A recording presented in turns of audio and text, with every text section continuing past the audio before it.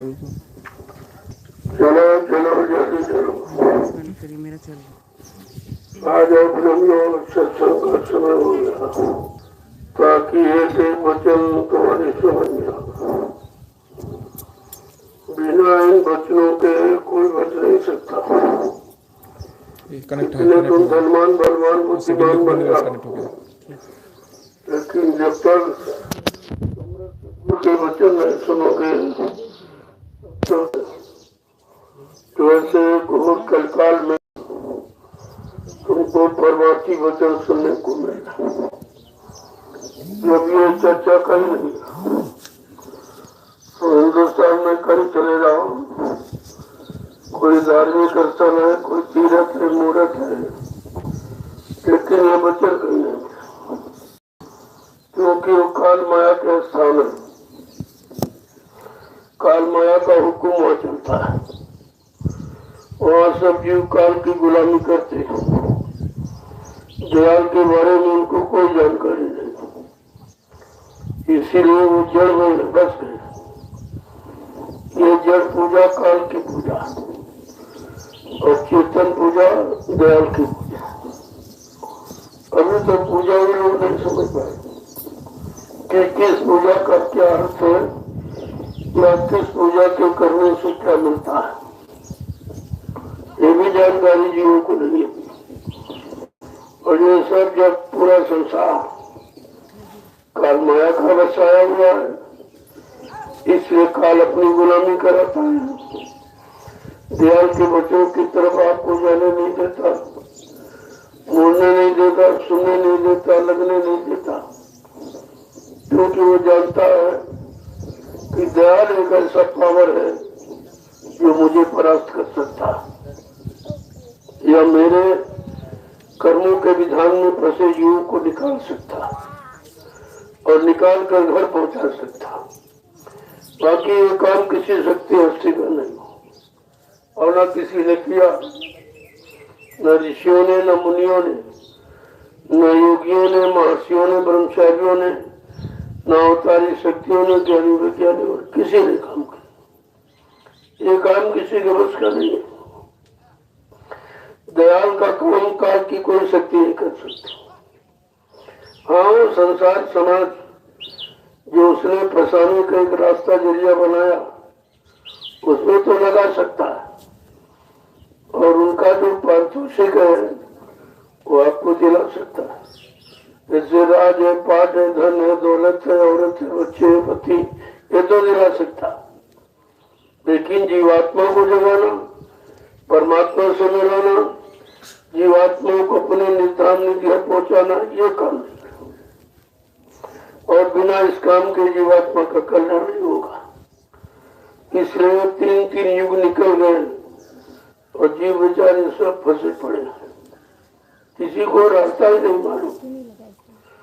और जब संत महापुरुष कलयुग में आए, उन्होंने रास्ता जीवों के लिए रखा तो जीव बेचारा समझ नहीं पाया, क्यों कभी सुना नहीं था, न किताबों में पढ़ा था ऐसा, न किसी ने युक्ति बताई थी, उसे मालूम ही नहीं था। जो मालूम था व्यवस्था थी, उसी में हम करते रहे, बढ़ते रहे, जोड़ते रहे, जन्मते रहे, मरते रहे, जन्मते रहे, मरते रहे। जो होता है, जन्म हो गया, फिर मर गए, फिर जन्म, फिर मर, तो गाड़ी भाई ये सिलसिला कब टूटेगा? का कोई ऐसी शक्ति है जो जन्म मरण से छुटकारा दिला दे, कोई ऐसी से मुक्त हो जाए? ये तो रास्ता यहाँ था ही नहीं।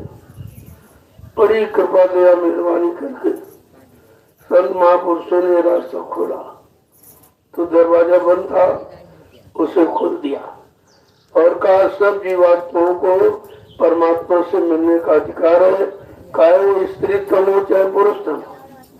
तन का कोई मतलब नहीं, तन का मतलब तो काल के यहाँ, लेकिन दयाल के यहाँ शरीर का कोई मतलब नहीं, चाहे स्त्री शरीर हो चाहे पुरुष शरीर हो, क्योंकि वहां तो जीवात्मा से काम लेना, जीवात्मा का काम करना है, जीवात्मा को जगाना है, परमात्मा से मिलाना, तो काम ही अलग है। इससे उनके यहाँ कोई भेदभाव नहीं है, कोई छोटे का, बड़े का, गरीब का, अमीर का, पढ़े लिखे, अनपढ़ का, हिंदू है, मुसलमान का, स्त्री पुरुष का, कोई झगड़ा नहीं, कोई झंझट नहीं।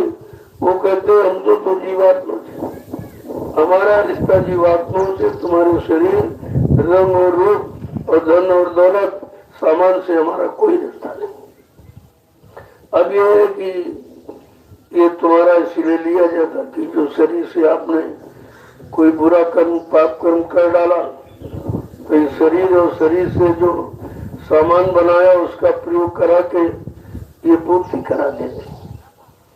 वो उपकार है, ये जीवों पर उनका उपकार है, क्योंकि गुरु ने भूखा तेरे धन का, उन पर धन है नाम रतन का, गुरु तेरा उपकार करा में, भूखे प्यासी को दिलवाना। ये उपकार है जो आपने किसी का खा लिया और आप भूल गए, खिलाया नहीं, ले लिया, दिया नहीं, ये भूल भुलैया में जो याद आपको नहीं रही है, वही तुम्हारे किए गए कर्मों की अदायगी वो सेवा के द्वारा करा देते। इसलिए संत मत में सेवा प्रधान है। आप सेवा करके चाहे कर्म घटा लो, चाहे मजदूरी ले लो, एक ही चीज मिलेगी, एक चीज मिलेगी। चाहे मजदूरी ले लो, चाहे सेवा करके अपने कर्म को कटा लो।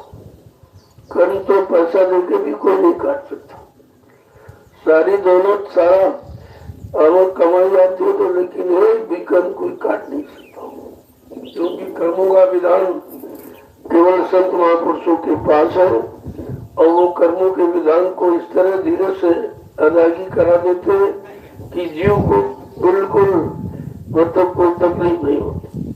जैसे मान लो आप सेवा करें तो क्या तकलीफ कर रहे हैं, अब सेवा से कौन सा कर्म कट रहा है, किस समय का कट रहा है भी नहीं मालूम, क्योंकि जब जब हमने शरीर धारण किया तब तक काल का कर्जा चढ़ाते रहे, क्योंकि वो यही काम कराता है कि ये कर्जा लाते रहो और हमारे यहाँ आते रहो, जन्मते रहो, मरते रहो, तो हमारा भी शासन चलता रहेगा। अपनी व्यवस्था चलाने के लिए कितने झगड़े झंझट उसने लगा रखे। इन इस झगड़े झंझट करना बहुत जीव के बस की बात नहीं है। बिन गुरुदया बच्चों नहीं आसे, चाहे कोटिन करो उपाय, कितने उपाय, कितने साधन, कितनी युक्तियां आप बना डालो, लेकिन बगैर सदगुरु की दया कृपा के आप किसी कर्म करने से अलग नहीं हो सकते। क्योंकि जब वो आए और परमार्थी डगर पर चलाए, परमार्थी सेवा में लगाए, तब तो ये कर्म कर सकता। सेवा तो आप शरीर से रात दिन परिवार बाल बच्चों की करते ही हो, देश और समाज की भी आप सेवा करते हो, लेकिन सूरत की सेवा तो आपने कभी नहीं की। वो आपको मालूम नहीं था कि सूरत की क्या सेवा है, सूरत को कौन सी सेवा से निकाला जाए, ले चला अपने घर पहुंचाया जाए, ये तो किसी को नहीं मालूम था। इसलिए संतों की ही जरूरत आवश्यकता है। उन्होंने आके कहा कि गिरी बदरिया पाप की बरस रहे अंगार, और संत न आते जगत में तो जर मरता संसार। अगर संतों का आगमन इस कलयुग में भारत भूमि पर न हुआ होता तो कहा किसी जीव को छुटकारा मिलने वाला नहीं था, कोई जीवात्मा यहाँ से निकल नहीं सकती थी। इतने उसने कठिन जाल यहाँ पर फंसाने के बना रखे, अपनी व्यवस्था चलाने के लिए। सभी अपनी व्यवस्था चलाने के लिए उपाय करते। आप भी घर गृहस्थी परिवार चलाने के लिए खेती करते हो, दुकान करते हो, दफ्तर करते हो, नौकरी करते हो, इस तरह तरह की सेवाएं करते हो, तो इस तरह से वो भी अपना देश चलाने के लिए इस तरह तरह के कर्मों के विधान बनाए और उसी में जीवों को फंसाया। अगर जीव फंसते नहीं तो फिर करो ये व्यवस्था कैसे चलती? बिना चेतन भंडार की कोई व्यवस्था नहीं चल सकती। उसने सत्पुरुष की अखंड तपस्या की और सुरतों का चेतन भंडार मान लिया, बड़ा होशियार था। उसने कहा हमको सुरतों का, जीवात्माओं को चेतन भंडार दे दीजिए। तो जो यो मस्तु कह दिया, तो देना पड़ा। लेकिन कहा भाई एक बार ये भूल हो गई है, देखिए एक बार भूल पुरुष से भी हो गई कि तपस्या काल ने की, उसने खुश होकर हमें आपको सौंप दिया। और जब सौंप दिया तभी चिंता लेने आए, सौंपे नहीं होते क्यों लेने आते। तो अपनी उस भूल के कारण उनको भी अपना सतलोक सचखंड अनामी धाम मंडल छोड़ना पड़ा और छोड़ करके अपनी रूहों जीवात्माओं को लेने के लिए इस काल माया के देश में आना पड़ा। और तरह तरह की निंदाएं बेचारे दे रहे। प्रताप जी बेचारा तो जानता नहीं, तरह तरह के कलंक, तरह तरह की निंदाएं, मतलब यानी सारा जीव कर रहा है सब, लेकिन सब सुन रहे हैं क्योंकि उनका काम अपनी जीवात्मा को जगा के ले जाना है, इसलिए सब कुछ सुने। मुझे क्या जरूरत क्योंकि इसको सुने, और जरा से एक झटके में ही ये सब खत्म कर सकते, लेकिन ऐसा नहीं। इसी की व्यवस्था को बिगाड़ बड़ी मर्यादा में बहुत छोटे दिन बनकर जीवों को जगाने का काम करते हैं। ये देखिए महिमा इसको कहते हैं। नहीं तो इतना ऐसा समृद्ध मालिक जो जीते हुए सदैव अपने जीव को यहाँ से ले जा सकता है और बीच के किसी मंडल में ठहरा कर उनके कर्मों की अदायगी करा सकता है और काल को भनक भी नहीं पड़ेगा। ऐसी गुप्त सुरंगें हैं, लेकिन ऐसा असीम पुरुष होता भी बड़ी सीमा में रहता है। बहुत सीधे साधे बोले भाई बिल्कुल अनजान, जैसे कुछ जानते नहीं है, तुम्ही से पूछते हैं, तुम्ही को बताते रहते हैं। धीरे धीरे धीरे अगर वो अपने में आ जाए तो तुम उनके पास नहीं जा सकते। जैसे अग्नि के पास आप नहीं बैठ सकते हो, इसी तरह वो तो अग्नि से भी उनके पास शक्ति कर्मों के काटने की है, तो फिर तो क्यों पास ही नहीं जा सकता। कि नहीं, अपनी जीवात्मा को लेने आए, क्योंकि जीवात्मा मनुष्य मंदिर में है तो मनुष्यों से वो संपर्क रखते हैं, मेलजोल रखते हैं, उनसे ही अपनी युक्ति मतलब सुना के करवाते हैं और धीरे धीरे धीरे धीरे जीवों को लेकर चले जाते हैं। कहा भाई अगर सामने निकल चलो अच्छी बात है, नहीं तो दूसरा जन्म, तीसरा जन्म, चौथा जन्म, पांचवा जन्म, सातवां, सदगुरु तो 7 जन्म तो पीछा करता। लेकिन ये अनामी महाप्रभु है, इन्होंने तो 1000 वर्ष का समय रख दिया, वो भी व्यवस्था काट दी। तो सदगुरु के बारे में लिखा 7 जन्म, एक जन्म 100 वर्ष का माना जाता है, तो केवल 700 जन्म की बात है। लेकिन कहते नहीं, वो तो 1000 वर्ष की दी एक व्यवस्था है सत्य की, सचित आनंद दिलाने की, सतलोक सचखंड जीवों को पहुंचाने की। उस व्यवस्था का नाम रखा सतयुग। कहा मैं 1000 वर्ष के लिए सतयुग लाऊंगा और जितने जीवों को नाम दान दिया, छोटा बड़ा गरीब अमीर पढ़ा लिखा अनपढ़ स्त्री पुरुष कुछ नहीं, कहा जिनको मैंने नाम से जोड़ा या जिनको नाम डोर शब्द डोर पकड़ाई, इन सबको यहाँ से निकाल करके इनके घर पहुंचाऊंगा। कितना बड़ा वादा, कितना बड़ा संकल्प, कितनी बड़ी प्रतिज्ञा वो हमारे आपके लिए। और हम सब गंदे कमजोर भोगी विलासी जी उनको समझ नहीं पाते, उनकी बात उनका इशारा बिल्कुल नहीं समझ पाते, लेकिन फिर भी हम सब अनजान जीवों पर कैसी दया करते रहते हैं, बच्चों को सुनाते रहते हैं तरह तरह से, तुमको किसी तरह तुम निकल चलो अपने घर चलो, इसलिए सब तरफ के बच्चों सुनाते। उन्हीं बच्चों का नाम तो सत्संग है। जब तक तुम सत्य का संग नहीं करोगे तो सत्य सचखंड कैसे पहुंचोगे। इसलिए सत्संग बच्चों से आपको लगाते हैं, सत्संग बच्चों को आपके कान तक पहुंचाते हैं। आपके लिए जो कानों से भला बुरा सुना होगी गंदगी कैसे निकलेगी, तो वचन सुनाकर कानों की गंदगी, दर्शन देकर आंखों की गंदगी, और बच्चों सत्संग बच्चों को याद करो, परमार्थी सेवा में लगाकर कर्मों की गंदगी, ये सब गंदगी छुड़ा देते। जब तक गंदगी से दूर नहीं करेंगे तो ले कैसे जाएंगे। नाम जहाज पर गंदा जीव नहीं जा सकता। जैसे ये जहाज जो आपको ले जाता है शरीर को, कितने भी गंदे कपड़े वाले को बैठने नहीं दिया जाता, साफ कपड़े पहन के जाओ।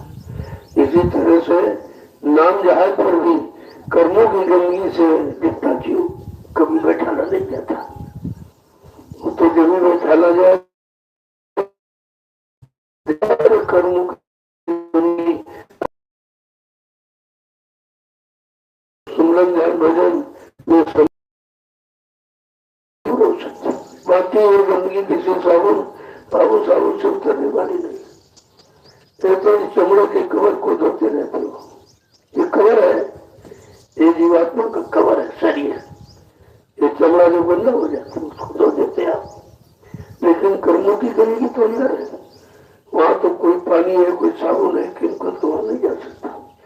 जब तक कर्मों की गंदगी नहीं हटेगी, आप इसको कितना धोते मानते हो, कितना सजाते रहो, कितना खिलाते पिलाते रहो, लेकिन इससे कोई काम होने वाला नहीं। क्यों? ये जड़ है, ये शरीर जड़ है। इसमें चेतन जीवात्मा के कारण ये चलता फिरता उठता बैठता बोलता नजर आ रहा है। जीवात्मा चेतन है, जड़ को चेतन कर देती। देखिए आप कितना बड़ा चमत्कार उसका है कि सारे जड़ शरीरों को चेतन कर देती, और जिस शरीर से निकल जाती उसी को जड़ चेतन मुर्दा बना देती। तो इसलिए शरीर तो मुर्दा ही है। चेतन जीवात्मा के कारण हम इसको जिंदा कहते हैं, और एक दिन जीवात्मा निकल जाती तब ये मुर्दा हो जाता। जब इसे मुर्दा ही होना है, इसका मतलब ये मुर्दा है ही। चेतन जीवात्मा जब तक रहेगी तब तक आप काम भी कर सकते हो, या जो सामान आपको तैयार उसका प्रयोग भी कर सकते हो। अगर जीवात्मा निकल गए तो खेल खत्म हो जाता। खेल तो जिंदे का, खेल तो चेतन जीवात्मा का, क्योंकि शरीर चेतन जीवात्मा के कारण जिंदा। ये भी बात तो लोग नहीं जानते। वो समझते हैं कि रोटी है, सब्जी है, दाल है, दूध है, घी है, ये है, वो है, इससे शरीर जीवित है। लेकिन जब जीवात्मा निकल जाती है तब शरीर में ये सब डालो तो खड़ा होगा। ये सामान आप डालिए तो ये इसको खड़ा कर सकते हो। अरे सामान का प्रयोग जब भी करेगा जब जीवात्मा रहेगी, नहीं तुम जड़ सामान का भी प्रयोग नहीं कर सकते। ये जीवात्मा कितनी बड़ी शक्ति है जो तुम्हें चेतन बनाई है, और तुमको सारे सामानों का प्रयोग करने का मौका देती है। लेकिन जिस दिन निकल जाएगी उस दिन दुकान मकान और बाल बच्चे सब छूट जाए, तब पता चलता रहे तो खेल दूसरा था।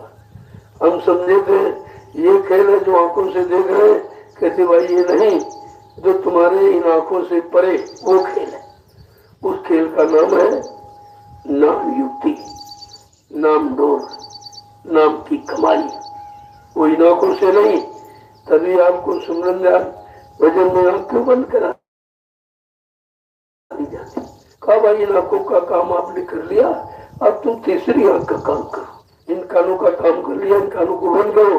जो तीसरा काम जीवात्मा का, अब उससे सुनो।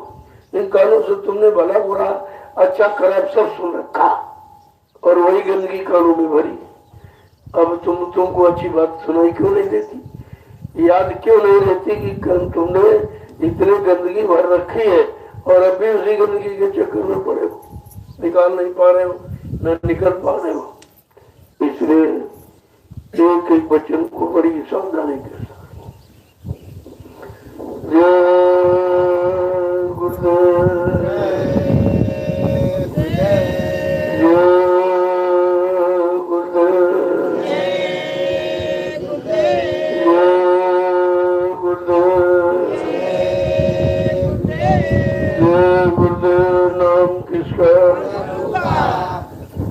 जय गुरुदेव नाम किसका,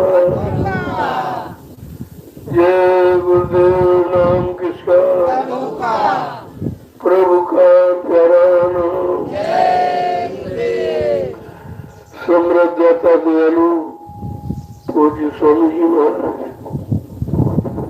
आज के इस प्रातःकालीन नैमिषारण्य की तपोवनी पर लघु सत्संग सम्मिलित होने वाले समस्त गुराशिक प्रेमीजनों, देखो जो सेवा करे वो सेवा करते रहे और सत्संग भी सुनते रहे।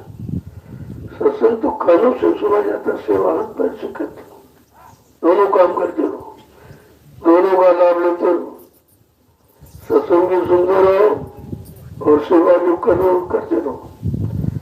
सेवा नहीं बंद कर दी आपको, सेवा तो तुम्हारा आधार है। सत्संग वचन सुनोगे तो सेवा में मन लगेगा कि हमको कौन सी सेवा करनी चाहिए। बाल बच्चों की, परिवार की, समाज की तो बहुत सेवा की, कुछ नहीं मिला, किसी ने तुमको इनाम नहीं दिया, कुछ उन्होंने देखा। सारा जीवन तुम खपा दो लेकिन कुछ मिलने वाला नहीं। जब जान गए तब उतनी सेवा करो जिससे ये सेवा न छूटे। चलो वो भी करते रहो, ये भी करते रहो। वो तो हाथ पैरों की सेवा है। जो हाथ पैरों से बुरे कर्म, खराब कर्म हो गए, शरीर इंद्रियों से वो कैसे खतेंगे, वो गंदगी कैसे छुटेगी, उसके लिए आपको परमात्मा सेवा में लगा दिया गया। ये करो और करके गंदगी हटाओ इसको।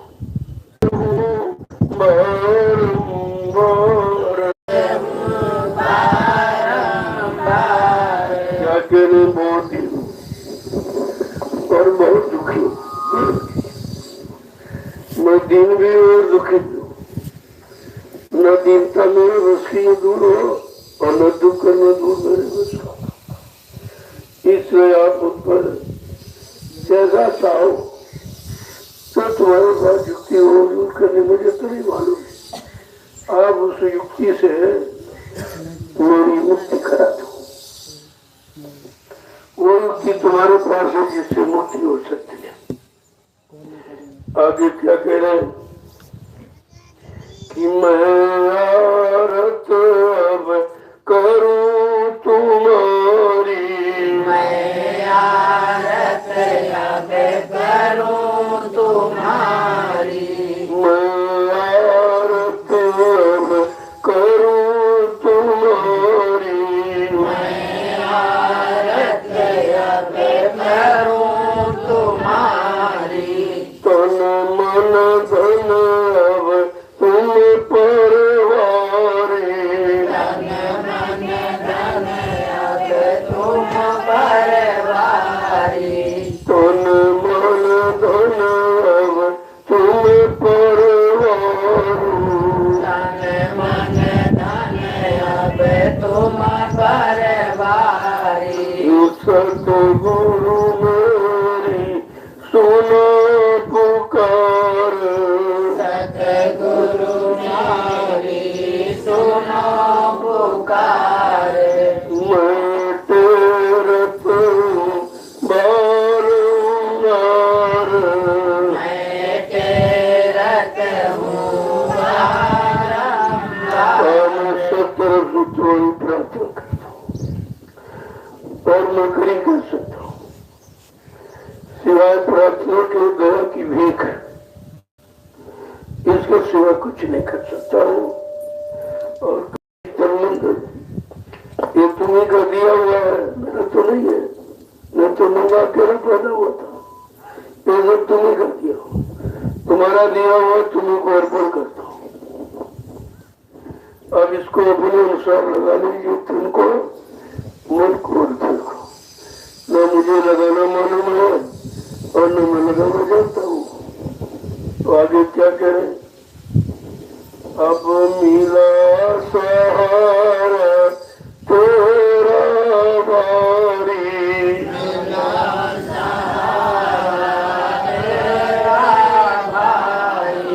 मिला सहारा तेरा बारी, मेरा सहारा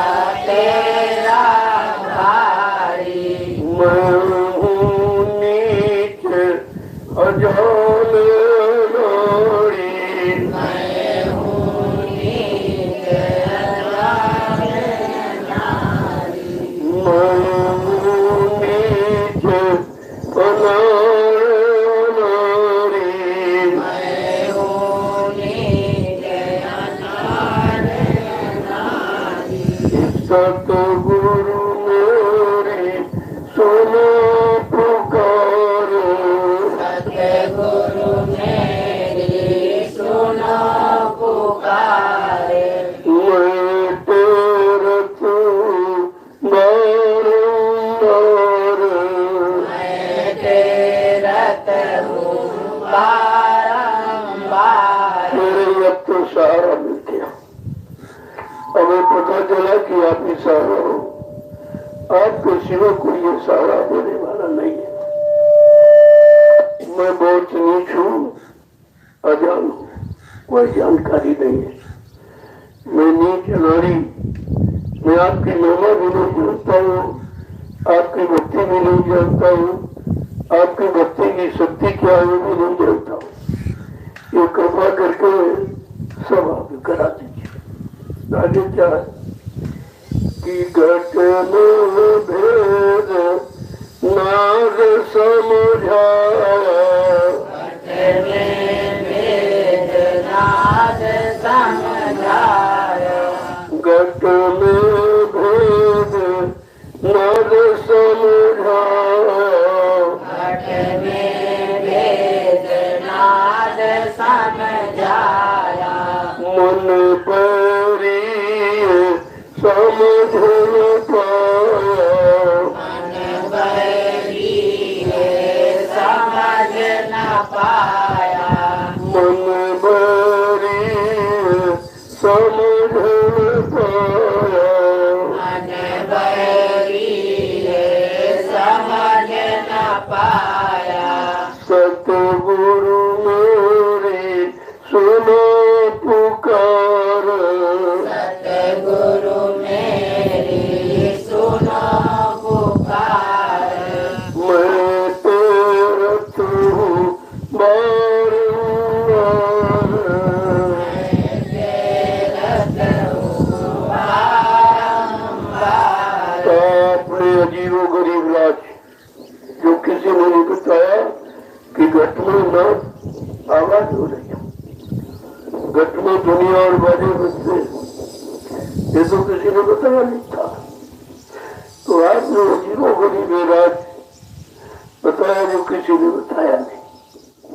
कोई जानता नहीं है, कोई समझाता नहीं है, लेकिन ये मन बड़ी है, ये भोगों के स्वाद में फंसकर आपकी बात मान नहीं पा रहा, आपको अपना नहीं बना पा रहा, आपको अपना समृद्ध मालिक नहीं मान पा रहा, आपको अपना सहयोगी नहीं मान पा रहा। आगे क्या कह रहे हैं? दुख सुख में बहु भरमाया, सुख में बहु भरमाया, दुख सुख में बहु भरमाया, दुख सुख में बहु भरमाया, जग की मान बड़ाई चाहा, जग की मान बड़ाई चाहा, जग की मान बड़ाई चाहा, जग की मान बड़ाई चाहा। कहते दुख और सुख ये दो चक्कर हैं। जैसे रात और दिन, सूरज और चांद, दिन में सूरज, रात में चंद्रमा, लेकिन दोनों मिट जाते हैं, दोनों हाथ नहीं लगते। इतनी देर जीवन का सुख और दुख दिखाई दे रहा है, लेकिन हाथ नहीं लगता है कि हाथ में आ जाए तो मैं संभाल दूं, दुख को कभी आने न दूं और सुखी सुख बना है। लेकिन दुख सुख ये दोनों ही फंसाव है, दोनों ही कर्मों का जाल है, अलग नहीं है। कहा दुख सुख नदियां पार उतरना, कहीं दुख सुख से भी आगे चलो। तुम्हारा देश, तुम्हारा घर, तुम्हारा मंडल, तुम्हारा मालिक इन दुख और सुखों से बहुत परे है। तुम उधर चलो जहाँ दुख सुख भी तुम्हें व्याप्त नहीं सकता, तुम्हें लग नहीं सकता, तुम्हारा काम बिगाड़ नहीं सकता है। ऐसा वो आत्म सुख परम सुख की प्राप्ति हो जाने पर ये दुख सुख समाप्त हो जाता है। आगे क्या कह रहे हैं? उलटूं मैं इसको क्यों करना,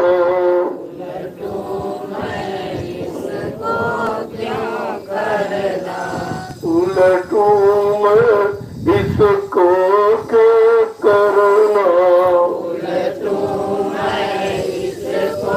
क्यों करना, बिना तेरी दया कोई नहीं मिलना,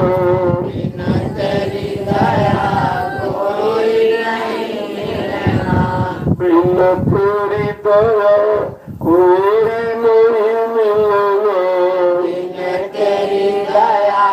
कोई नहीं मिलना, सतगुरु मेरी सुनो पुकार,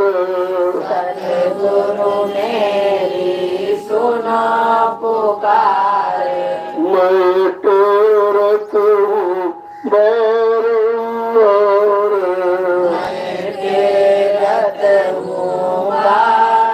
बारंबार, अब दूसरे से अलग क्यों नहीं हो जाता हूँ, अपने मन को क्यों नहीं उलट पाता हूँ, और कहने बिना दया, हे सदगुरु बिना तुम्हारी दया मैं मन को भी उलट नहीं सकता, मन को भी अलग नहीं कर सकता भोगों से, कि ये मन रोगी है, ये भोगी रोगी, ये भोगों का रोगी बन गया है। अब इसके पास शक्ति सामर्थ्य नहीं रही थी उससे निकलेगी। अब तुम्हारी दया चाहता है कि अब के वो सतगुरु मेरे मन को अब खींचो, अब खींचो सतगुरु मेरे मन को,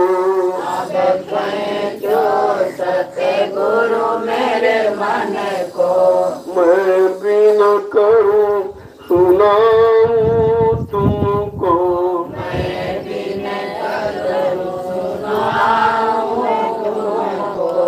मैं बिनती के सुनाऊं तुमको,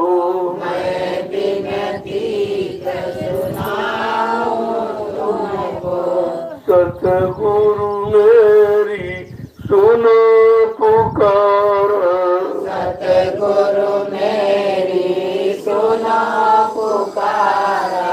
मैं टेरत हूँ बारंबार,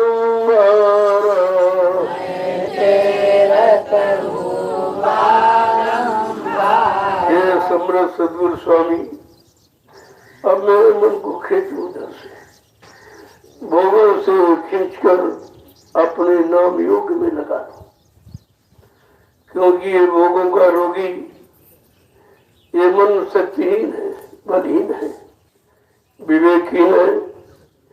आप अपनी भरपूर शक्ति ताकत से इसको खींचो। मैं यही विनय बात कर, और कोई नहीं। अब कुछ नहीं चाहिए, जो मांगा भूल में वो मेरी भूल में मिटा दी, क्योंकि मांगना नहीं मालूम है कि इस दरबार में क्या मांगा जाता, इस दरबार में क्या देने वो आए हैं।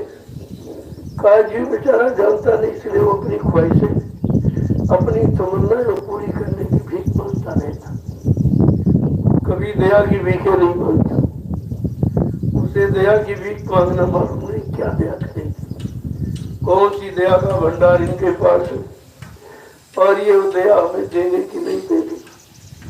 इसी शंका में ये सब समझ आ रहा हूं। ये शंका विनाश का कारण है।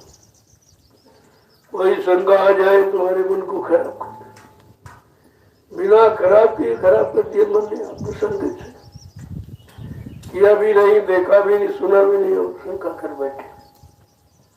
ये है मन की कमजोरी, और मन की कमजोरी बगैर सत्संग, बच्चों को बगैर सेवा में लगे और बगैर नाम की कमाई करे, कोई शंका का शंका जैसे बैरी शत्रु दुश्मन से बच नहीं सकता। ये बहुत खतरनाक, बड़े बड़े धनवान बलवान को शक्तिहीन बना दिया, उनका विनाश करा दिया। ये छोटी मोटी शंका नहीं। इसलिए कहा भाई सत्संग में आए हो तो पहले तो शंका से दूर हो जाओ। शंका का यह विषय ही नहीं है। यहाँ तो परमार्थ कमाने की चिंता रखो। कोई क्या कर रहा है, क्या कह रहा है, क्या वो अपने कर्मानुसार उसका ऐसा कर्म ही है, वो मजबूर है। वो अपने कर्मों की अगुवाई कर रहा और तुम अपना मन खराब कर रहे। वो तो काम बना रहा, तुम अपना मन खराब कर दो। तो जो उसका काम बन रहा वो तुम्हें दिखाई नहीं दे रहा, लेकिन तुम्हारा मन खराब होता है तो दिखाई देता है। तो कह रहे कि मन चंचल कहा न माने, ऐसा कोई करो उपाय, ऐसा कोई उपाय बता दो, तरीका बता दो। ये चंचल मन कहना नहीं मानता, ये अपने काम में लगाता है। उन्हीं पुराने भोगों कि जिसका वो रोगी हो गया है और उस रोग को भी नहीं सोच पा रहा कि मेरे में कितना बड़ा रोग लग गया जो मैं इस रोग से अलग नहीं हो पा रहा हूँ। और इस रोग से कुछ मिलना, अरे रोग से कुछ मिलना होता है। बीमारी से दुख के सिवा और कष्ट के सिवा कुछ मिलना तो होता नहीं, लेकिन स्वभाव बन गया है अपना कि दूसरे के वो गुण देखने का। अपने नहीं देख रहा गुण, दूसरे के वो गुण देख रहा है, क्योंकि स्वभाव दूसरों की तरफ देखने का है। अपने तो अपने को कभी देखते ही नहीं कि कहीं हम उससे ज्यादा तो खराब नहीं। हम किसी की खराबी कहने बताने जा रहे हैं, उससे पहले ये सोचो कि मेरे अंदर तो कोई उससे ज्यादा खराबी नहीं है। तो पहले अपनी खराबी को निकाल दोगे तो खराबी आपको दिखाई देती। जब तक दूसरे की खराबी देख रहे हो उसका मतलब तुम्हारे अंदर खराबी ने अपना स्थान बना दिया। इसलिए आप निरंतर अच्छाई न देख बुराई ही देखते रहे। तो समझा के क्या कह रहे, मत देख पराए अवगुण,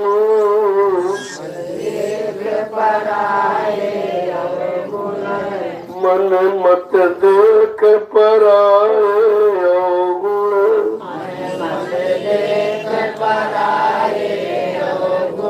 क्यों पाप बढ़ाए दिन दिन। देखो कैसा समझा रहे, ये सत्संग है, ये समझौती। आज तुम दूसरे के अवगुण क्यों देखते हो? तुम गुणग्राही बनो, दूसरे के गुणों को देखो कि उन गुणों से आपका काम बन सकता है। लेकिन अवगुणों से तो काम नहीं बनेगा। मानो उसमें अवगुण भी है तो तुम्हारा क्या नुकसान करना। अगर गुण देखने लगोगे तो तुम्हारे अंदर ये भाव पैदा होगा कि हम भी गुणवान बने, हम भी गुणी बने। तो आगे क्या कह रहे हैं कि वो पाप बढ़ाए दिन दिन। ये दिन दिन तुम क्यों पाप लाता रहा? दूसरे के गुण देखकर, दूसरे की बुराई करके, दूसरे में शंका कर, ईर्षा कर तू अपने ये दिन खराब क्यों कर रहा है? आगे क्या कह रहे हैं, पर जीव किस तरह से समझा के कह रहे, पर जीव सतावे खिन खिन, पर जीव सतावे खिन खिन, अब छोड़ो अवगुण गिन गिन, अब छोड़ो अवगुण गिन गिन, मत देख पराए अवगुण, क्यों पाप बढ़ाए छिन छिन, पाप बढ़ाए छिन वही वेदना तुमको सता रही है और इससे तुम्हारा कोई सुधार न होने वाला न कुछ मिलने वाला। तुम दिन पर दिन और खराब होते चले जाओगे। ये शंका, ये मतलब यानी इतना बुरा रोग है, जिसको लग जाए उसका जीवन ही बर्बाद कर देते। कह रहे कि तू छोड़ अपने अवगुण गिन गिन। सत्संग में आए हो तो एक अवगुण छोड़, एक गुण कोई पकड़ लो, एक अवगुण छोटा छोड़ दो, तो धीरे धीरे धीरे धीरे इतने सत्संग तुमको मिल जाते, इतने अवगुण तुम्हारे मिलेंगे। लेकिन तुम्हारी आदत छोड़ने की नहीं बनती है, बल्कि अवगुणों को पकड़ने की बनती है। आगे समझा के क्या कह रहे हैं कि मक्खी सम मत कर भिन्न भिन्न,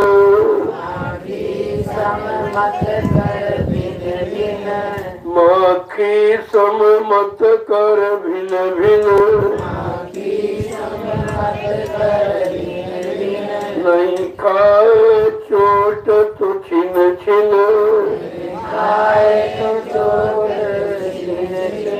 मत खाए चोट तू छिन छिन, मत देख पराए अवगुण,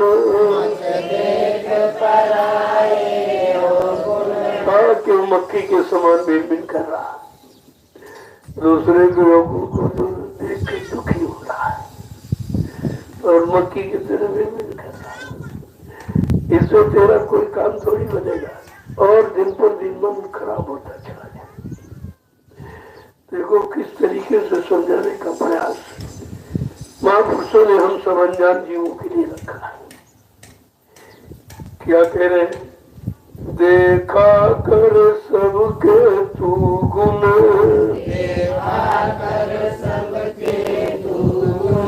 देखा कर सबके तू गुण,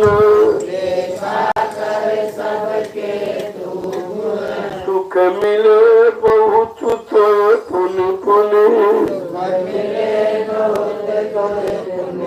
कहा दूसरे के गुण देखते रहो तो तुमको सुख मिलेगा। ये गुणवान है, मुझे भी गुणवान बनना चाहिए। ये सुखी हो गया, मैं भी सुखी हो जाऊं। ये शांति में बैठा, मैं शांति में बैठा हूं। कहते कि तुझे बार बार सुख मिलेगा। दूसरे के गुणों को देखकर तेरे अंदर बार बार सुख की प्राप्ति होगी। इसी तरह हमको भी गुणवान बनना है। मैं कहूँ तो ही अब गुण गुण, मैं कहूँ तो ही अब गुण गुण, तू मान बचन मेरा सुन सुन, तू मान बचन मेरा सुन सुन। क्या कह रहे समझा के? मैं बार बार तुझे समझाता हूँ, तू गुणग्राही बनना, तू शांति के चाय की बात अच्छा रख। और कहते ये मेरे वचन है, जब इन वचनों को तू मानेगा तो सबसे बच जाएगा, सबसे छुटकारा मिल जाएगा। क्या कह रहे?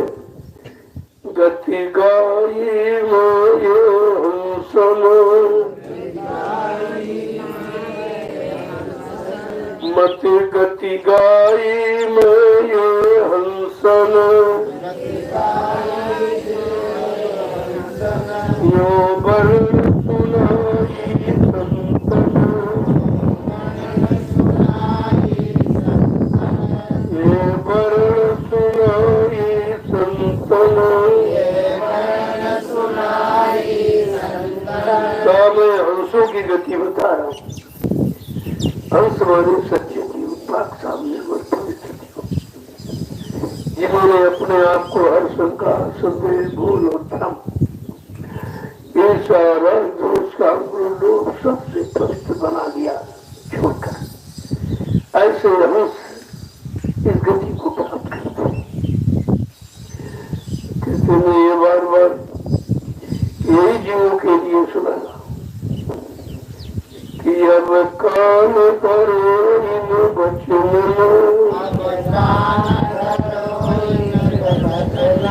अब कान धरो इन वचनों,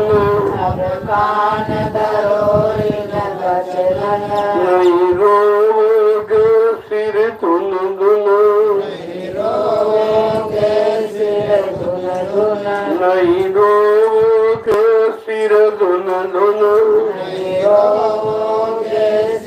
धुन धुन, मत देख पराए अवगुण।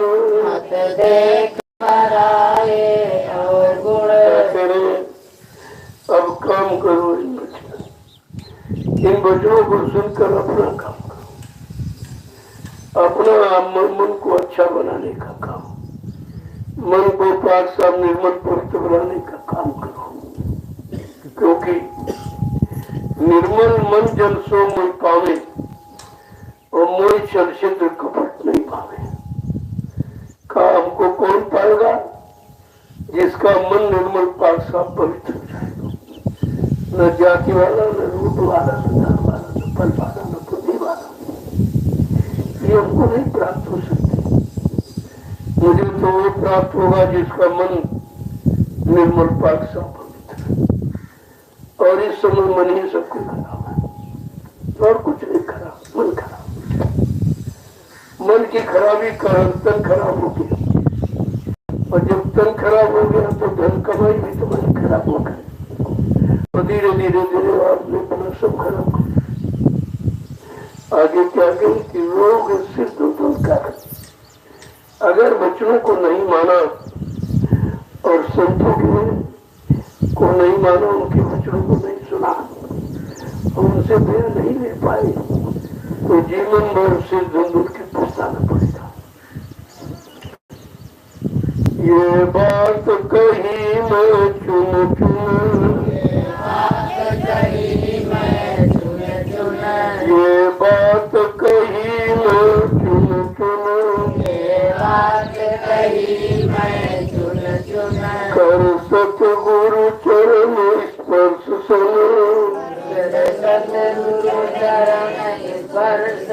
कर सतगुरु चरण स्पर्शन, काम सतगुरु के चरणों को स्पर्श करके कह रहा हूँ।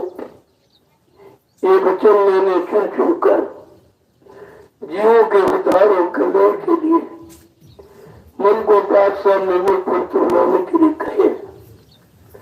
तो इन वचनों को धारण करो, केवल कान से मत सुनो, मन से उनको स्वीकार करो। कान तो भला बुरा सभी सुनते हैं, ये सुनने का विषय नहीं है, सुनकर करने का विषय है। जब करने लगोगे, अपनाने लगोगे, अपने मन को इसमें उसको धारण करने लगोगे मन से, तो धीरे धीरे ये गंदा मन पाक साफ पवित्र हो जाएगा। ऐसे जीव, गंदे जीव भी अपने आप को साफ कर सकते, उनके लिए मौका है। ऐसा नहीं कि उनके लिए कोई मौका नहीं है, उनके लिए कोई युक्ति नहीं है, या उन पर कोई दया नहीं है, ऐसा नहीं। लेकिन बच्चों को नहीं लगी तो दया तुम्हारे साथ लगी हुई, वो दया कभी अच्छी नहीं है। जब तुम बच्चों से हट जाते हो तब दया हट जाती है।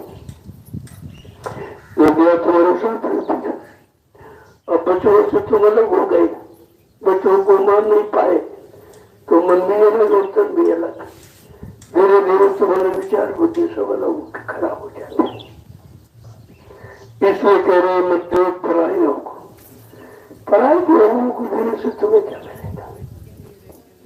तो भाई गंदगी को देखने से गंदगी आंख लगेगी, और गंदगी देखना अच्छा नहीं है।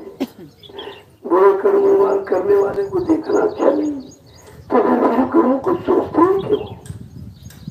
उनके बारे में तुम चिंता ही क्यों करते हो? अरे उसके कर्म है, उसने किए तो उसका भोग रहा हो, उसका लाभ और हानि प्राप्त कर रहा है। तुम अपने मन को साफ करो और साफ करके गुणग्राही हो। अगर तुम्हारे पर गुण हो तो नहीं, अरे दूसरों को मिल जाए तो और ज्यादा हो जाएंगे। लेकिन दूसरे के गुण नहीं पकड़ोगे, अगर 100 गुण है तो उनको नहीं दोगे, बने बुराई को दिखा दिए तो फिर से वही कहने लगे। अरे 100 गुण भी उसके पास है, 100 ज्यादा की एक ज्यादा है। जो 100 नहीं ले पाए एक लिए बैठे, और जो एक लिया उससे तुम्हारा काम खराब होगा। और 100 ले लोगे तो तुम भी अच्छे बन जाओगे। अभी हम अच्छा और खराब कैसे बना जाता है ये भी नहीं जानते। सत्संग सुनना, सत्संग वचनों को धारण करना, उस पर चलना तो बहुत दूर है। हम अभी ये निर्णय नहीं ले पा रहे हैं कि हमें पकड़ना क्या है। हम सत्संग में आए हो तो क्या लेने आए, क्या छोड़ने आए, क्या पकड़ने आए।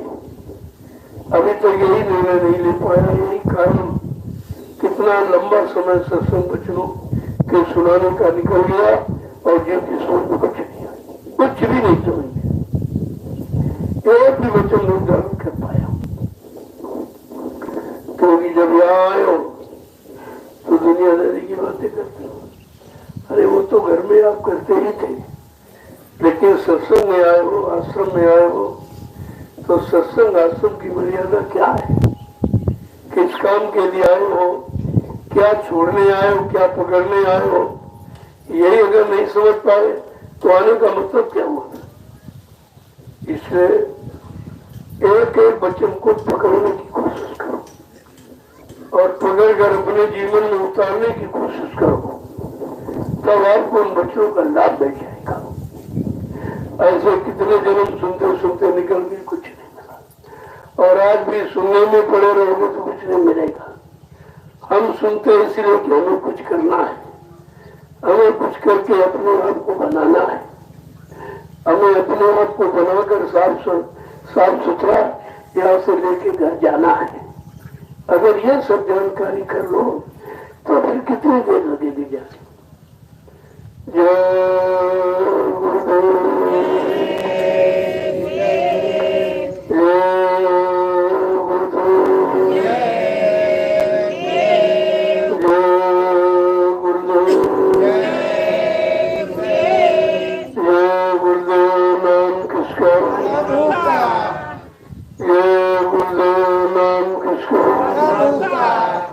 प्रभु का प्यारा खड़े बैठे इन विचारों को करने जो खड़ा होना नहीं सीख पाए, खड़ा होना नहीं जान पाए, खड़े होने का नाम इनको नहीं। ये तो ऐसे मेला मेला देखने आए, दर पर आकर भी कुछ नहीं पाए, खाली आए खाली चले गए।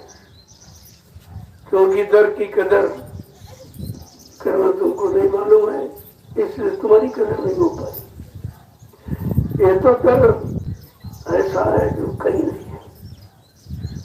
अगर इस दर पर कुछ नहीं पा पाए तो फिर दुनिया में कहीं कुछ नहीं मिलेगा। क्योंकि सब दुकानें हैं, दरबार नहीं है। दुकानों पर आप जानते हो कि सौदा बिना पैसे का नहीं मिलता। जब पैसा दोगे तभी दुकान पर सौदा पाओ, लेकिन दरबार में मुफ्त में बांटा जाता। ये अमूलक धन बच्चों का मुफ्त में लुटाया जा रहा, कोई पैसा से मांगा जा रहा, और फिर भी आप ये मुफ्त अमूलक धन से काम नहीं कर पाए तो फिर तुम किस काम से अपना काम करो। कौन सा तुम्हारे पास ऐसा सामान है जिससे तुम अपनी जीवात्मा का कल्याण कर सकते।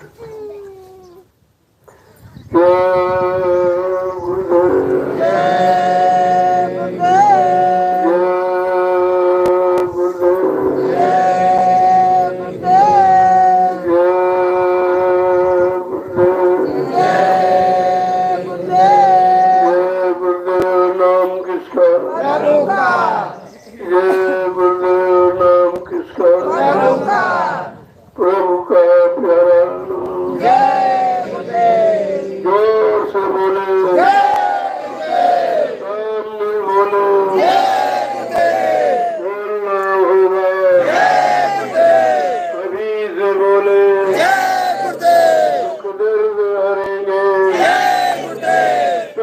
कष्ट मिटेंगे, सुख शांति भी देंगे, सबके दाता, सबके मालिक, प्रेम से बोले ये नाम नहीं इंसान का, ये काम नहीं इंसान का। देखो नाम अपनी पूरी जानकारी देना ताकि किसी को नाम में शंका न हो कि मैं वो काम करूंगा या वो काम करने आया हूँ जो सृष्टि में किसी युग में किसी नाम ने नहीं किया। वो काम ये नाम ही अलग है, इसका काम भी अलग है। इसलिए नाम को पकड़ो, नाम को पकड़ के चलो तो तुम्हारे सब काम हो जाएंगे। अगर नाम छोड़ दिया तो फिर ये काम कहीं तुम्हारा हो नहीं सकता। कोई ऐसा दरबार नहीं बना है जहां से मुफ्त में तुम्हारा काम किया जाए।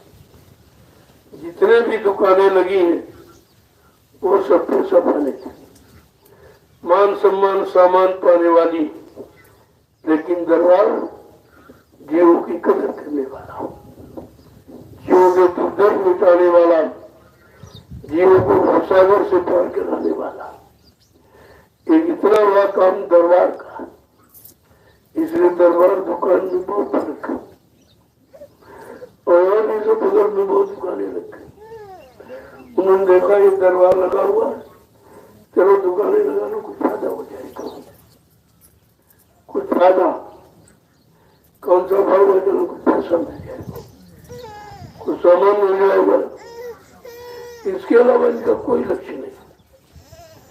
दरबार का लक्ष्य जीवों के कल्याण का, जीवात्माओं को जगाने का, परमात्मा से मिलाने का।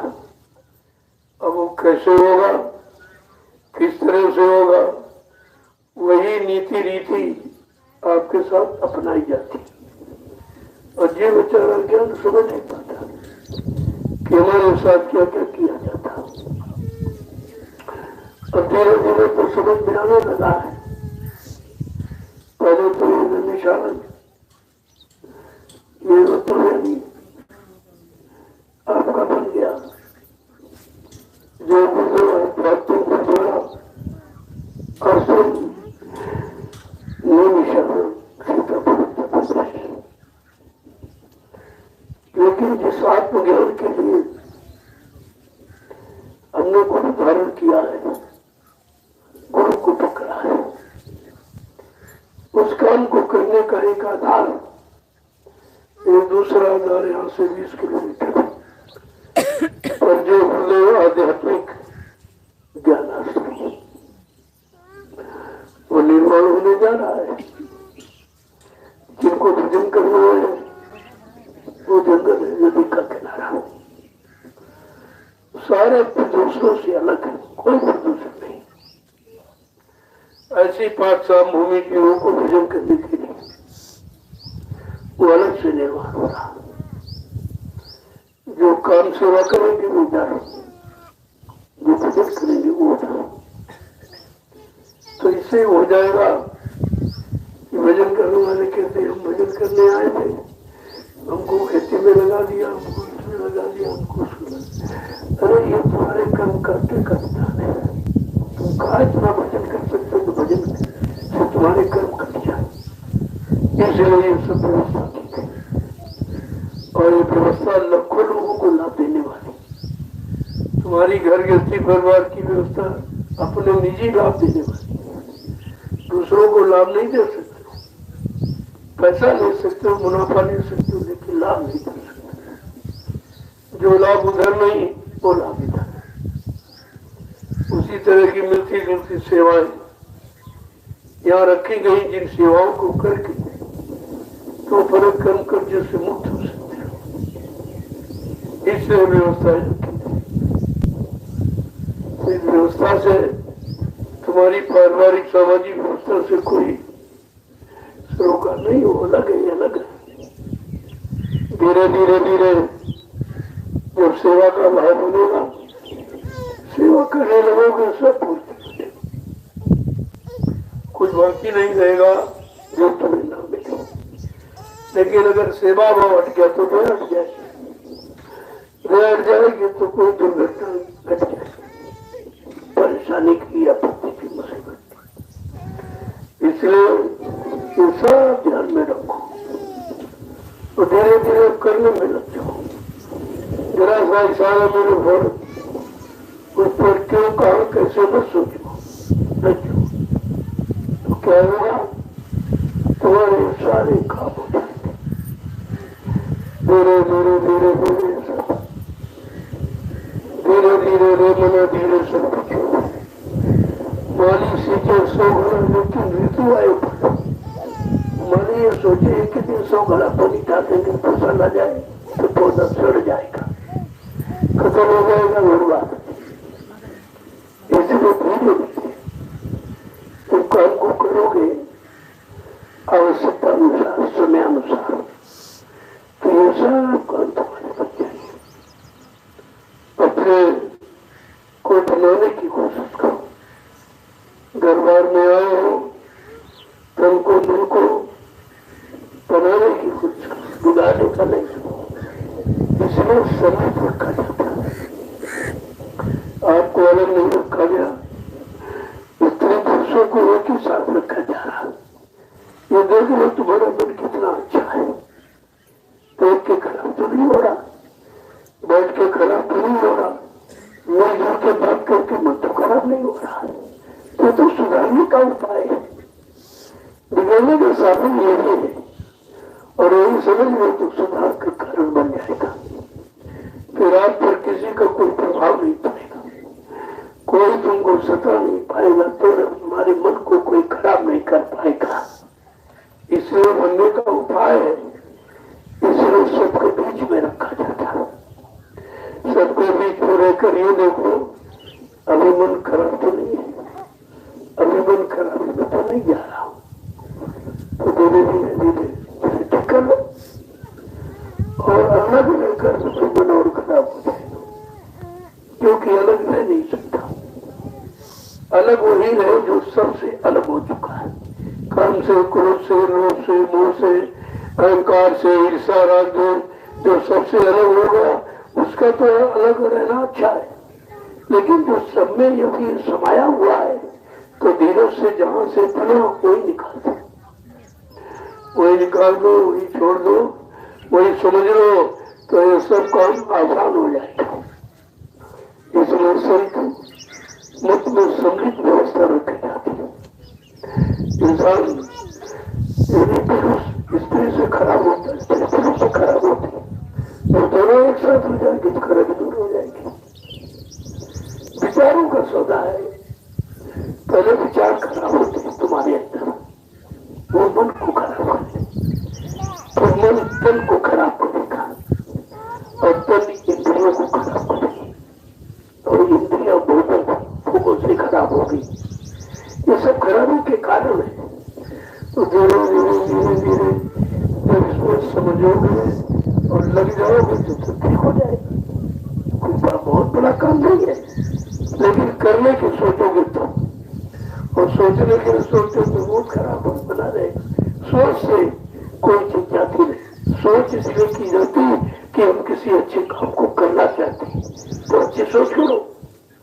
अच्छी सोच से अच्छा काम होगा और बुरी सोच से बड़ा काम होगा, फिर उसका वैसा परिणाम होगा।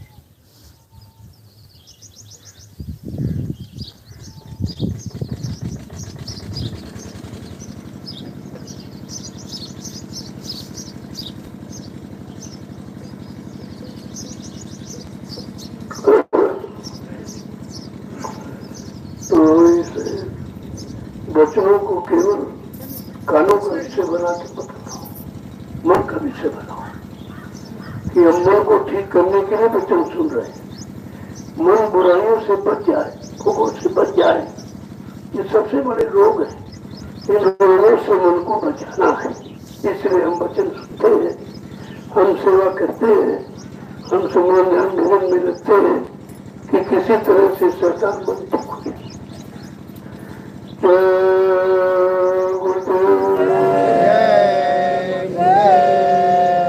अब आप लोग चलिए सेवा। मैं भी तैयारी करूँ, नेपाल में कार्यक्रम लगा हुआ है, उधर जाना है। आप लोग आश्रम में रहो, मर्यादा में रहो, अनुशासन में रहो, पुलिस सेवा में लगे रहो। ये बंदे को कि आप नहीं करो सेवा तो और ज्यादा करो सेवा। भक्त सेवा का ज्यादा फल है और दिखावे की सेवा का कम फल मिलता है।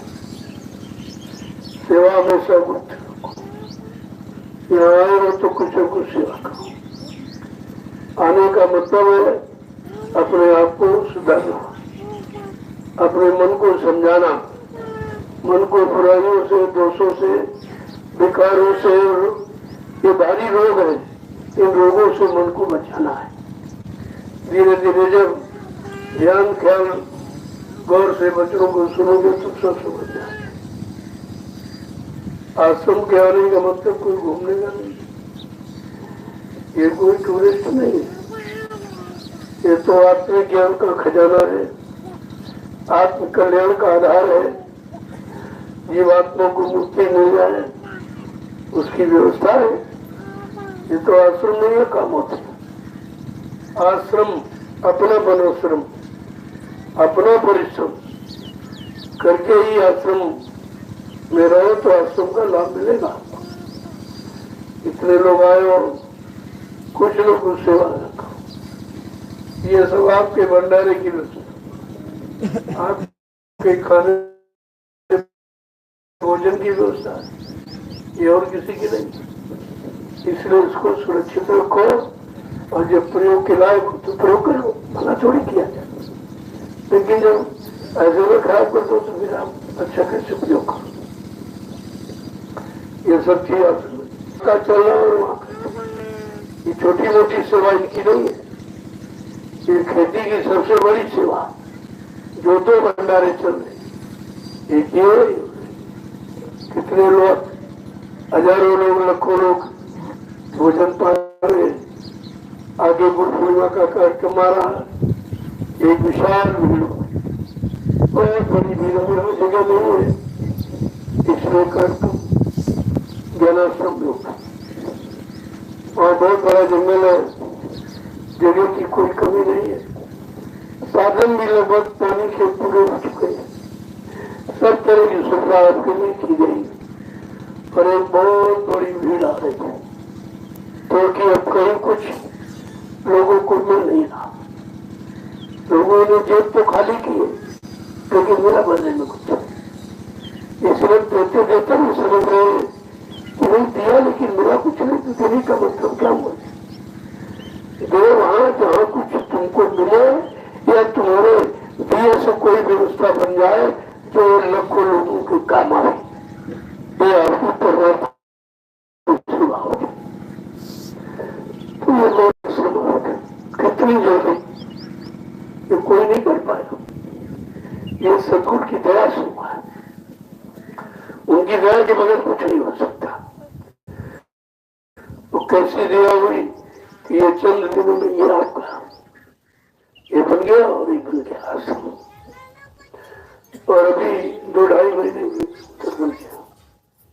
कितनी जल्दी दया कितनी तीव्रता से काम कर रही है। तो परिवर्तन बिल्कुल नजदीक खड़ा है। अब इस परिवर्तन के पहले व्यवस्था में परिवर्तन कितना किया जाएगा। जो भी काम होगा वो भूमि पर होगा।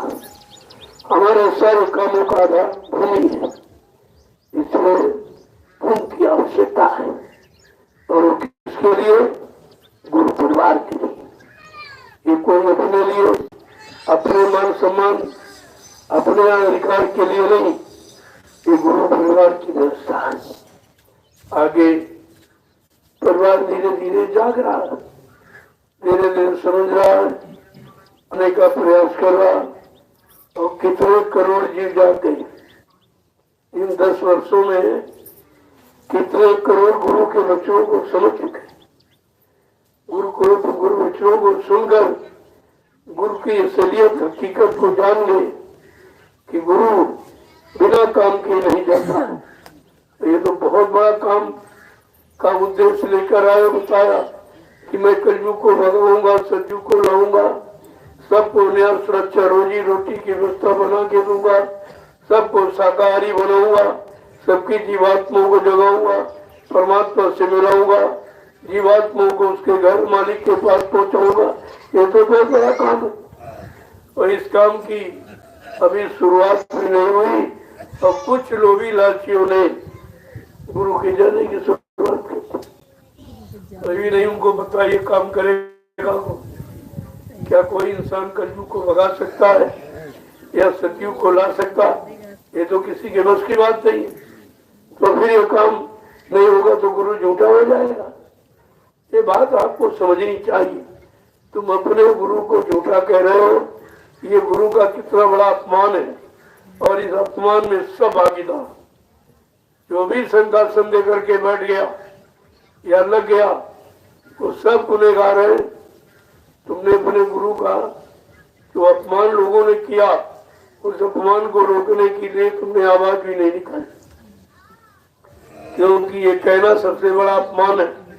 ये तो लोग गाली कहते, तेरा बाप मर जाए, तेरा पति मर जाए, तेरी पत्नी बच्चे मर जाए, तो गाली है।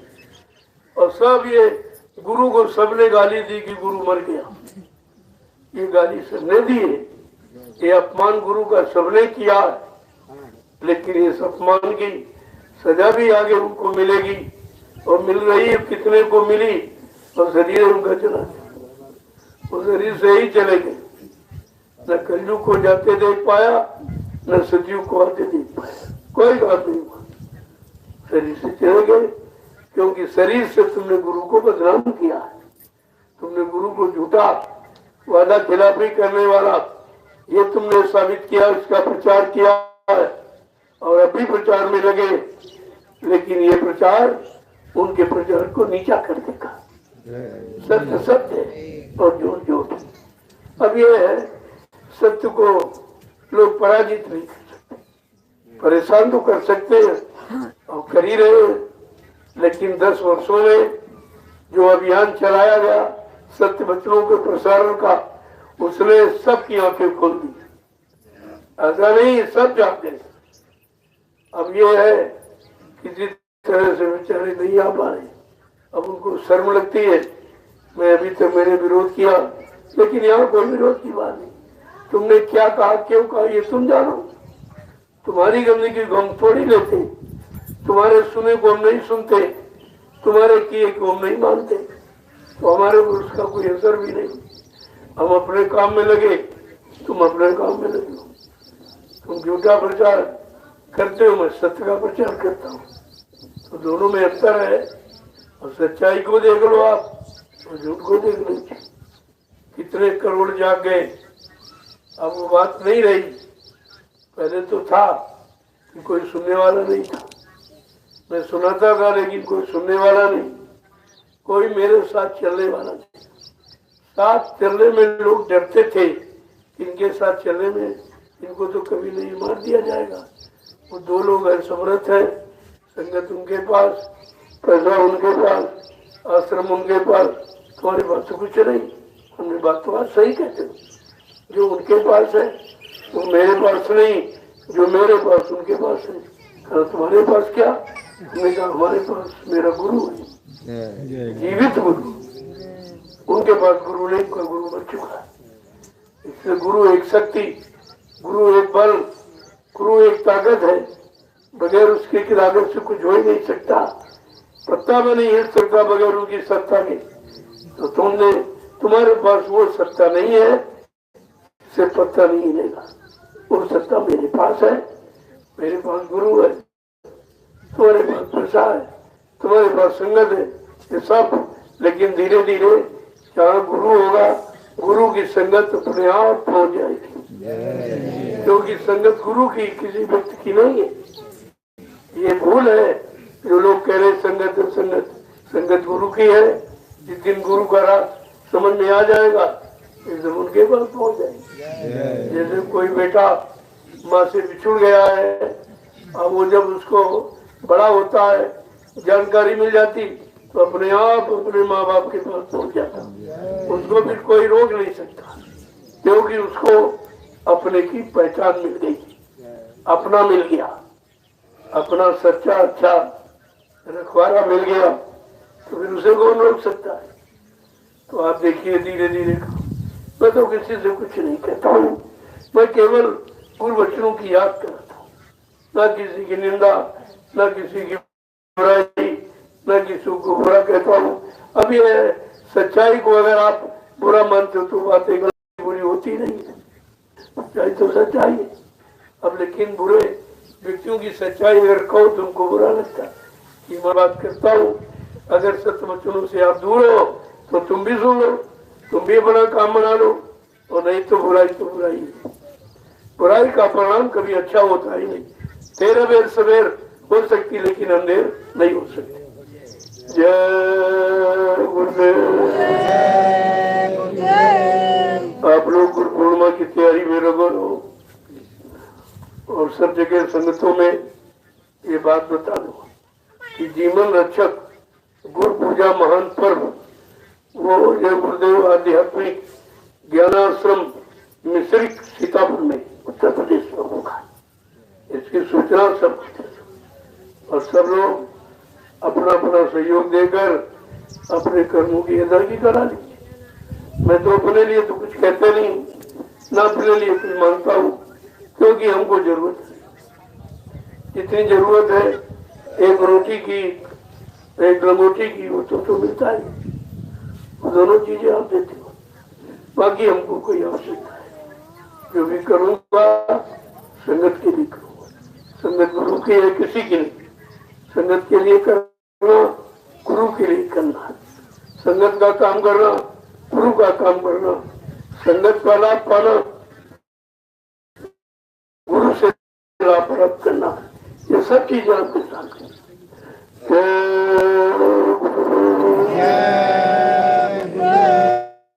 ये विशाल कार्यक्रम है, सारे हिंदुस्तान में लोग गुरु की पूजा करते हैं, अपने अपने हिसाब से जिसको जो गुरु मनता पूजा करता।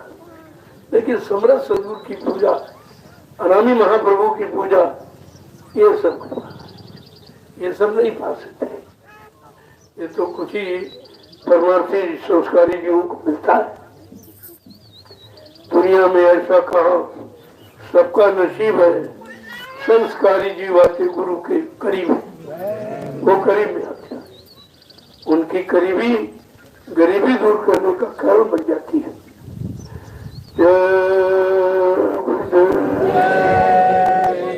गुरु को सेवा दो, किसी में घूम को देखो, ये सब आपके लिए है, आप इसको उचित प्रयोग करो, बाकी बच जाए तो फिर ये दूसरा रूप से इसको बना लेंगे, क्योंकि इसको जो पैदा किया है इसमें कितना खर्च आया, उस खर्च की पूर्ति के लिए कुछ किया जाता है। यहाँ कोई बिक्री, कोई व्यापार नहीं होता है।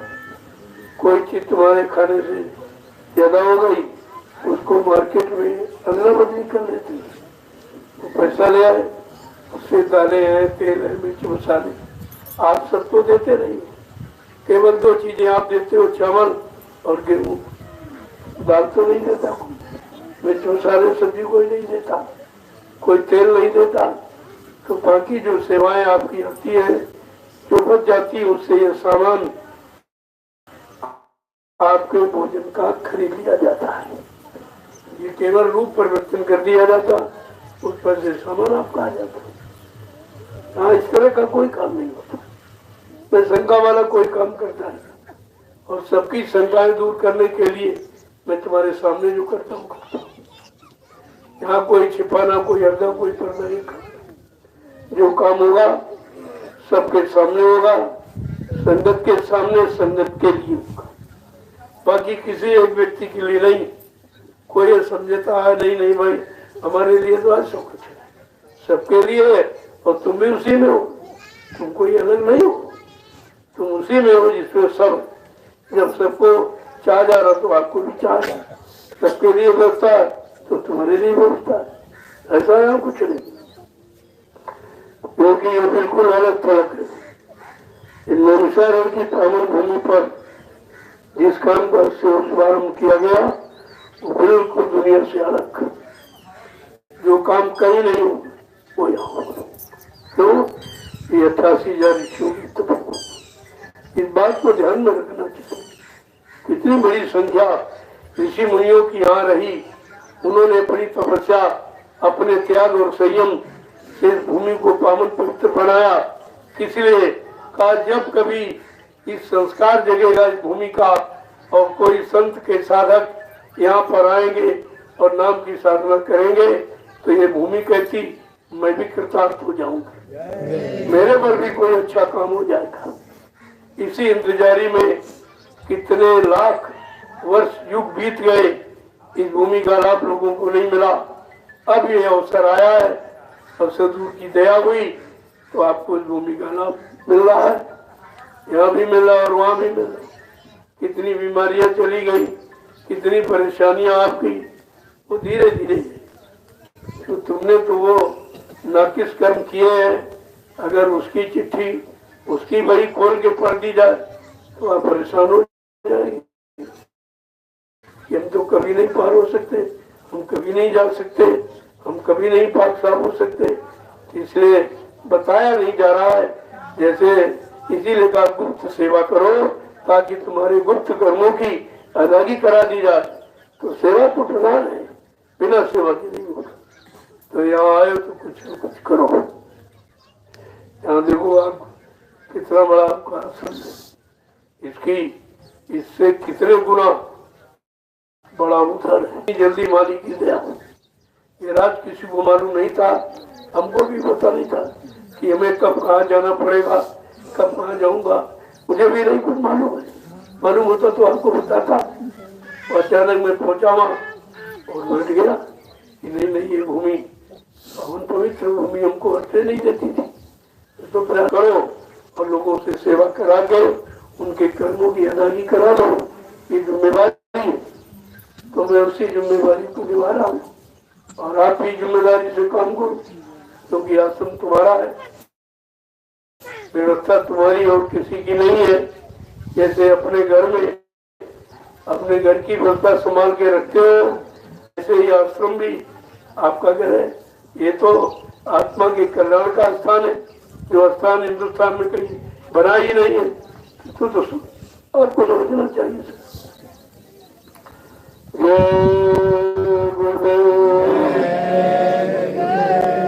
देखो कहीं कोई सेवा हो, देखो ये आपका गेट ये तैयार हो। ये सीतापुर के एक प्रेमी भक्त ने अपनी गाड़ी कमाई से इसका निर्माण कराया है। ये प्रेम कुमार की मुद्दा, इनकी ड्यूटी मैंने लगा दी। आप देखते रहो कि आपका सामान सही तरह प्रयोग होगा कि नहीं हो रहा, क्योंकि ये कमाई उन्हीं की उन्होंने दी है। कहा था भाई हमारी कमाई किसी अच्छे काम में लगा देना। हमने कहा ये गेट तुम्हारे नाम को देख पाएगा, ये जब तक रहेगा तब तक तुम्हारा नाम रहता। ऐसा नाम तो बाल बच्चों से भी नहीं रहता, बाल बच्चों से तुम्हारा नाम नहीं होता, बाल बच्चों से तुम्हारा नाम कट जाता। प्रॉपर्टी में मकान में अगर तुम्हारे नाम है तो तुम्हारा नाम काट के फेंक दिया। तुम घर में हमारा नाम हो रहा, नाम नहीं होता, नाम तुम्हारा कट जाता है, नाम उस पर ठीक लिख जाता है। लेकिन ये निर्माण ये उसी व्यक्ति के नाम है, यहाँ कोई बंटवारा नहीं कर सकता। ये गेट कितना महत्वपूर्ण है, कितनी किसकी कैसी सेवा लग गई है। ये धन्य है जीव जो अपने गाड़ी कमाई से ऐसा निर्माण करा रहा है। जब तक ईंट यहाँ रहेगी तब तक उसका नाम नहीं।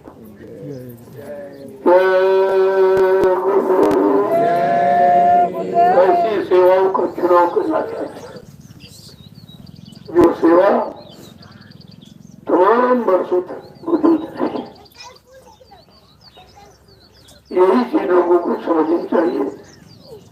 वैसे तुम्हारी सारी सेवाएं कल्याण के रास्ते में ही कर चुके, इधर उधर नहीं की जा रही।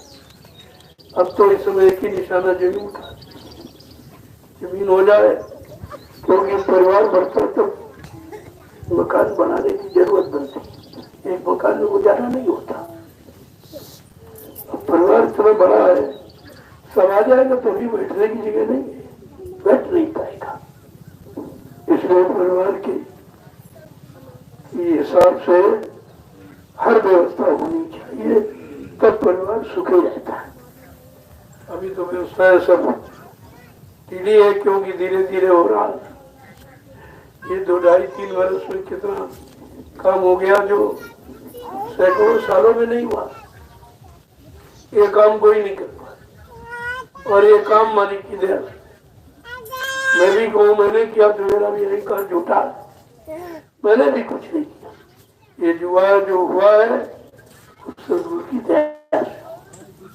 अब वो किससे कराएंगे, किसको अपना दास गुलाम सेवक बनाएंगे, कौन सी सेवा ले लेंगे, तो इनको मौत पर निर्भर है, उसमें भी कोई क्या कह सकता। आप लोग आश्रम में आए हो, आश्रम की मर्यादा अनुशासन में रहो, ताकि आपको इसका लाभ मिल जाए। जय गुरुदेव। जाने वाले जा सकते। कल मैं शाम को सबसे मिला, आपको प्रसाद भी दे दिया। अब आप प्रसाद लेके घर जा सकते। सब तो मैंने कल ही आपको दे दिया। जाने वाले होंगे थोड़ा जल्दी निकल जाएंगे, तो मैं भी निकलूंगा। अब तैयारी करूँ नेपाल की खाकर, और दूसरा देश है, उसकी व्यवस्था अलग है, वहाँ समय से पहले हो जाना है। आप अपने सेवा करने की तैयारी करो, और कोई विशेष जरूरत तो घर चले जाओ, मना नहीं किया जाता, लेकिन आए हो तो कुछ करके जाओ। खाली आए खाली चले गए, किराया भाड़ा भी आपने खर्च किया और मिला कुछ नहीं, तो किराया भाड़े के खर्च करने का मतलब क्या निकला। तो कुछ ना कुछ सेवा देते जाओ, तमाम सेवाएं यहाँ है। देख लीजिए, उधर ही अभी निर्माण का धीरे धीरे पूरा हो रहा है। तुम्हारे जो गुरुदेव आध्यात्मिक गुरुद्वारा आश्रम का निर्माण है, इसको नहीं किया। उनको गंदर था भी आश्रम नहीं बना, आश्रम नहीं बनने की चिंता मत करो, धीरे धीरे सब हो जाएगा। जैसे जैसे सेवाएं आपने दी, उन सेवाओं को उसी तरीके से लगा दिया। तुम्हारे सामने लगी है, लेकिन इधर ये जमीन है, इधर ये आश्रम है, उधर भी जमीन है, उधर भी कुछ बन जाएगा। ये सब आपका आपके लिए, आने वाले परिवार के लिए है, बाकी ये किसी एक व्यक्ति के लिए नहीं है। और एक व्यक्ति को समझना भी नहीं चाहिए। अरे व्यवस्था वो आज बनी, लेकिन दूरदर्शी में कोई अध्यक्ष नहीं, कोई मंत्री नहीं, कोई पदाधिकारी नहीं होगा, कोई वक्ता प्रवक्ता नहीं होगा, सब सेवादार बने, भजनानंदी बने, देश का कल्याण हो जाएगा। बगैर सेवादार बने एमपी मेरे प्रधानमंत्री, राष्ट्रपति, मुख्यमंत्री बनाने से देश का काम नहीं होगा। काम होगा सेवादार बनो, भजनानंदी बनो, तो तुम्हारे दोनों काम हो जाए, लौकिक पारलौकिक, भौतिक आध्यात्मिक दोनों काम आपके हो जाए। तो यहाँ तो व्यवस्था सबके हित के, सबके कल्याण, सबके बनेगी। आपको तो ये व्यवस्था को स्वीकार करना चाहिए, आप भी करो, किसी को मना नहीं है। लेकिन कहीं कुछ इतने खिड़के बना दिए, इतना गुरु परिवार का विघटन और बंटवारा कर दिया, लेकिन एक काम को नहीं किया तो नैमिषारण्य कभी कोई नहीं बोलेगा। तो ये बुलाने वाली जमीन भी नहीं है, क्योंकि सदगुरु दाता दादू का वचन कि इसी भूमि पर सत्यु के अंकुरण निकलेंगे, तो इससे बड़ी और बात आपके लिए क्या है। भूमि तो सत्यु के अंकुरण की है, तो जितनी जल्दी हो इसको अपने कब्जे में करो, इसको ले लो, गाड़ी कमाई से ये तुम्हारा काम कर देगी, तुम्हारे बुजुर्गों का भी बड़ा कल्याण हो जाएगा। इससे तो बहुत बड़ा काम होगा, आने वाली जनरेशन पीढ़ी को भी इसका लाभ मिलेगा।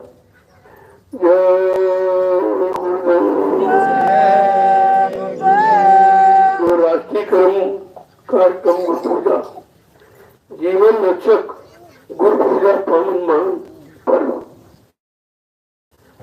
जो निमिषान जो गुरुदेव आध्यात्मिक ज्ञानाश्रम मुसरिक सीतापुर उत्तर प्रदेश में बनाया जाएगा, इसका सबको सूचना देना। कोई प्रेमी कोई गुरुभक्त ये न कहने पाए भी हमको कोई स्थान की जानकारी नहीं दी गई, कहाँ पर गुरु भक्ति कहाँ पर चेला भक्ति हो रही, ये दोनों तुम्हारे सामने खुले। चेला भक्ति भी खुली उधर और गुरु भक्ति इधर खुली, दोनों आप देखिए। मैं लोगों से यही पूछता हूँ कि आप मथुरा जाते रहे हो तो तुम गुरु भक्ति करने गए थे कि चेला भक्ति करने गए? गुरु भक्ति तो छूट गई, चेला भक्ति में फंस गए, उससे काम होना नहीं, क्योंकि चेले के लिए नहीं लिखा गुरु बिन भवनी तरह कोई और जो भी रंच संघर्ष हो। जब इतनी बड़ी बात लिख दी गई कि ब्रह्मा विष्णु महादेव के समान क्यों न बन जाए कोई, लेकिन भवसागर बिगड़ सदगुरु की दया के कोई जा नहीं सकता। तो ये बात तो आपको पकड़नी चाहिए अपने लाभ कल्याण। अगर चेला भक्ति से जीवों का उद्धार हो जाता तो गुरु को आने की जरूरत थी, गुरु को यहाँ आने की काम करने की क्या आवश्यकता थी? तो बात इतनी छोटी बात नहीं समझ पा रहे कि चेला भक्ति से काम कि गुरु भक्ति से काम होगा।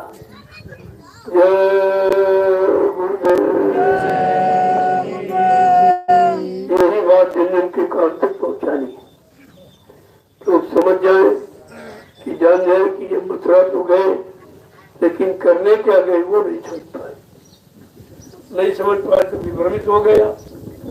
जिस काम को करने गए थे वो काम को नहीं समझ पाए तो भ्रमित हो ही जाओगे। और लोग भ्रमित हो गए कि गुरु भक्ति तो छूट गई और चेला भक्ति में फंस गए, जिससे कुछ होने वाला नहीं। चेला उस चीज से जो होने वाला है, सेवा दो मान दो सामान दो, ये तो हो रहा, ये तो सब हो रहा, लेकिन जीवात्मा जगह परमात्मा से मिले ये कौन कराएगा? इस असली काम को कौन करेगा? इस पर आपको विचार करना चाहिए।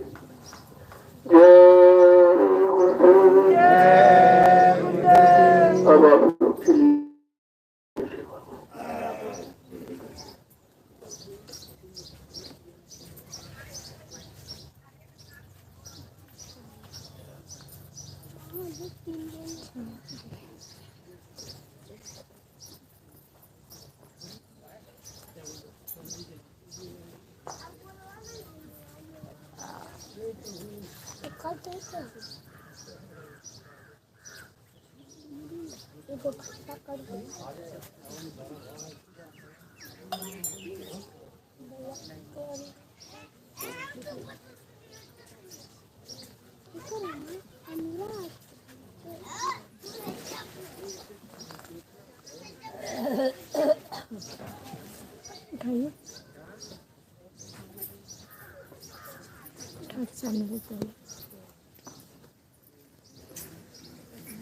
घूम जाए।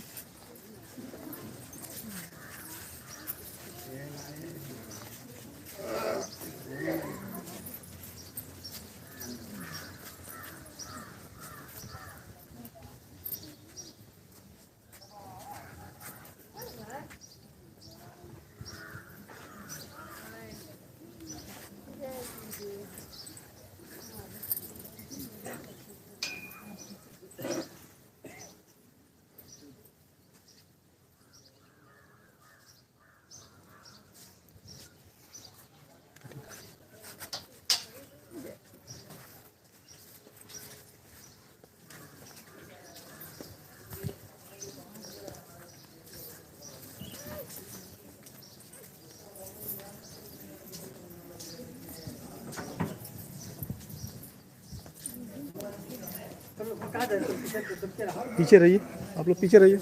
हाँ जरिया पीछे रहो, सब बच्चे लोग पीछे पीछे हो रहे, पीछे हो।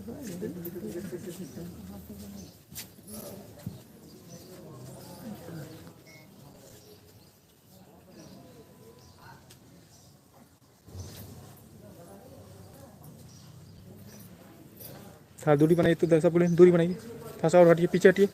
हाँ पीछे रहो। जय गुरुदेव। जय गुरुदेव नाम किसका? प्रभु का पीछे हटिए। जय जय गुरुदेव। जय